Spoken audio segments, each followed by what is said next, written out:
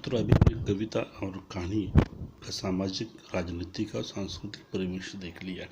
अब दूसरा भाग है, उससे छोटा भाग है यात्रा वृत्तांत के रूप में। हमने उसकी परिभाषा की थी, यात्रा यानी घूमना, जैसे यायावरी कहा है, एक देश विदेश प्रदेश की यात्रा करना हमारी संस्कृति रही है। मनुष्य, पशु और जानवर, पंछी भी यात्री बनते हैं। इसलिए यात्रा का वृत्त, उसी का लेखन, मतलब यात्रा वृत्तांत बनता है। तो सामान्यतः यात्रा वृत्तांत का जो सामाजिक क्षेत्र है, जो सामाजिक महत्व है, उसी पर थोड़ी सी बात अपेक्षित है। यात्रा मनुष्य जीवन का एक अंग है, जिसमें सामाजिक, राजनीतिक, सांस्कृतिकता का चित्रण होता है। जब साहित्यकार जिस समाज में जन्म लेता है वो घूमता है बड़ा होने के बाद, और इसलिए समाज को देखना और उसी का चित्रण करना, जिस समाज को देखता है यह देश विदेश की यात्रा करता है, और वो जिससे यात्रा साहित्य का जन्म होता है। यात्रा साहित्य में विविध मूल्यों की, सच्चाइयों की अनुभूति देता है, और इसलिए यात्रा साहित्य का सामाजिक रूप काफ़ी महत्वपूर्ण है। यात्रा वृत्तांत लेखन सिर्फ यात्रा का लेखन नहीं होता, बल्कि उसमें प्राकृतिक और सांस्कृतिक मूल्यों की और सामाजिक स्थिति का भी चित्रण होता है। यात्राकार अनायास रूप से विभिन्न देशों का, विभिन्न सामाजिक परिवेश का चित्रण करता है। जैसे हम कहते हैं कि प्राचीन काल में साधु संत या यात्री पर्यटक एक अन्य देश विदेश से यात्रा करते रहे, और उसका उद्देश्य सिर्फ समाज को देखना, उसकी संस्कृति को देखना और उस पर अपने विचार व्यक्त करना यह था। आज भारतीय और पाश्चात्य संस्कृतियों में सुख दुख का साझेदार बनने वाला, उसे व्यक्त करने वाला मतलब यात्रा साहित्य। सामाजिक परिवेश, आचार विचार, व्यवहार को अभिव्यक्त करने वाला यह यात्रा वृत्त होता है। जब यात्रा करने वाला यात्री सामाजिक स्थिति को देखता है, निरीक्षण करता है और अपने शब्दबद्ध उसे व्यक्त करता है, जो तुलना भी करता है समाज की, हर्ष विषाद, यश अपयश का चित्रण करता है। ऐसी यात्रा साहित्य में भावुकता है, शालीनता है, सहजता होती है, प्रेम, मैत्री, करुणा और भाषा का चित्रण आदि महत्वपूर्ण होता है, जो सामाजिक पहलुओं को अभिव्यक्त करता है। जब कोई व्यक्ति प्रकृति का चित्रण करता है, तो साथ साथ सामाजिक का भी प्रस्तुतिकरण करता है। आम जनता के रूप में उसकी व्यवस्था का भी वो चित्र करता है। सामाजिक व्यवस्था को सुव्यवस्था देने वाला यह यात्रा साहित्य होता है। ऐसी यात्रा वृत्तांतकार समाज के उच्च वर्ग के अय्याशी जीवन की पोल खुलता है और शोषित जीवन का होने वाला शोषण स्पष्ट करता है। इसलिए यात्रा साहित्य सामाजिक परिवेश का यथार्थ चित्रण करने वाला और पाठकों को सोचने के लिए विवश करने वाला होता है। इसलिए सामाजिक परिवर्तन का सीमायती यह यात्रा साहित्य होता है, जो सामाजिक क्षेत्र को अभिव्यक्त करता है। अब दूसरा है यात्रा वृत्त का दूसरा अंग है राजनीतिक क्षेत्र में भी। यात्रा और राजनीति का काफ़ी संबंध है। राजनीतिक नेता लोग अपने चुनावी क्षेत्र के साथ साथ अन्य उद्देश्य से भी यात्रा करते हैं। देश की यात्रा करते हैं, प्रदेश की यात्रा करते हैं, अपने विचारों को प्रसार के लिए कार्य करते हैं या सहायता के लिए दूसरों की भी यात्रा करता है। अतः राजनीति और यात्रा वृत्तांत एक दूसरे से संबंधित रिश्ता है।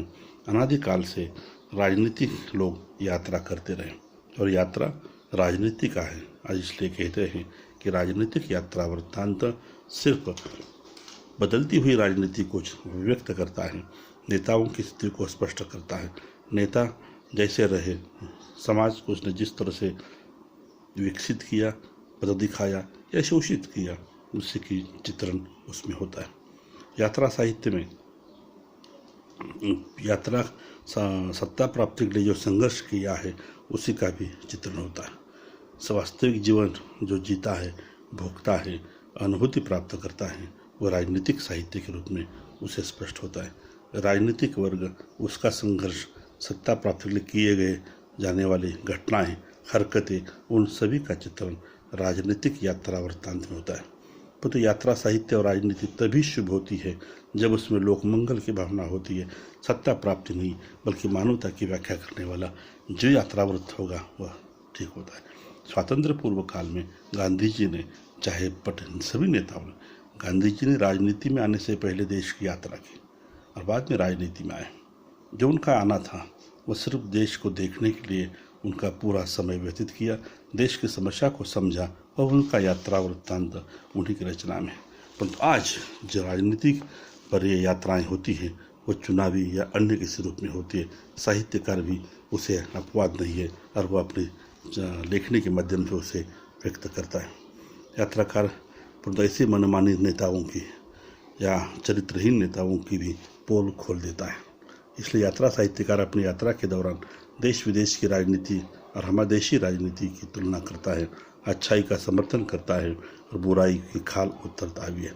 इसलिए देश की राजनीति का आम आदमी पर होने वाला चित्रण उसी का अंग बन जाता है। और अंतिम है सांस्कृतिक यात्रा वर्णन का स्थिति। वस्तुतः संस्कृति हमने कहा था कि मनुष्य की एक धरोहर है, अमूल्य निधि है। अपने अपने समाज की अपनी संस्कृति होती है, देशों की संस्कृति होती है, सांस्कृतिक मूल्य होते हैं और उसी का चित्रण साहित्य में होता है। यात्रा करने वाला यात्री उसी मूल्यों को देखता है, उसी का अध्ययन करता है, अनुभव प्राप्त करता है और उसे चित्रित करता भी है। विशेषतः वहाँ की जो वसुधैव कुटुंबकम आज की नई विचारधारा है और इसलिए उसे स्पष्ट करने के लिए यात्रा वृत्त काफ़ी महत्वपूर्ण होता है, जो सांस्कृतिक क्षेत्र की दृष्टि से है। चाहे चीन, मलाया, बर्मा जैसे देश है, जो सुदूर देशों में द्वीप है, जो भारतीय संस्कृति की जिसमें गुंज सुनाई देती है, यह गुंज यात्रा साहित्य में भी लिपिबद्ध हो गई है। और इसलिए कहते यात्रा साहित्य में अपने देश, गांव सभ्यता गाँव की सभ्यता, रहन सहन, खान पान, वेशभूषा, आतिथ्य सत्कार, सेवा भाव और उनकी परंपराएं, सांस्कृतिक उत्सव का भी चित्रण होता है। यात्रा करने वाला यात्री यात्रा साहित्य में सिर्फ प्रकृति का नहीं बल्कि समाज जीवन का, सांस्कृतिक पर्वों का चित्रण करता है। ऐसी सांस्कृतिक व्यवस्था को यात्रा वृत्त में समेटता है जो मानव जीवन के प्रति आस्था रखते हैं, जिसमें भौतिक अभौतिक प्रतिमाओं, परंपराएं, विचारधारा, सामाजिक मूल्य, प्रतिक्रिया आदि का भी चित्रण होता है। तो सांस्कृतिक कला, विद्या, साहित्य मनुष्य को समुन्नत जीने की, अच्छी तरह से जीने की प्रेरणा देता है।